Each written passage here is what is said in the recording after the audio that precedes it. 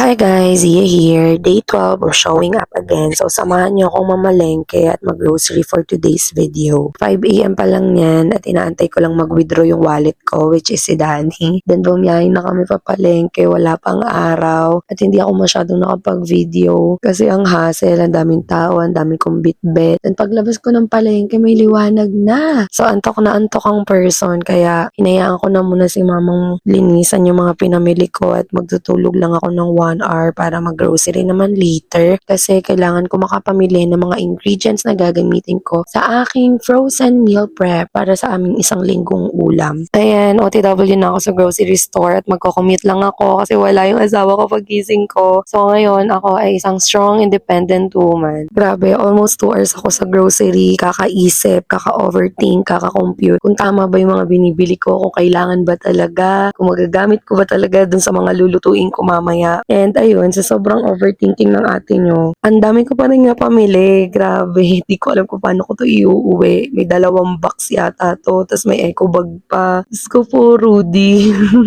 So nag-tricycle na lang ako pabalik ng bahay. Sobrang pagod na ako niyan. So ayan lahat ng pinamili ko. Kakain lang muna ako. Kailangan ko ng maraming pahinga. Kailangan kong mabusog kasi mamaya magtutuos kami ng 7 ulam na lulutuin ko para sa aming isang linggong ulam. Kung nakarating ka sa part na to, let me remind you of Matthew chapter 11 verse 28. Come to me, all you who are weary and burdened, and I will give you rest. Sometimes we forget that rest is also part of continuing. Hindi naman kailangan laging productive para masabing may progress. And I think this is also something you need to hear today. You are allowed to pause without feeling guilty. Again, my name is Zia, and Zia again on my next vlog. Annyeong!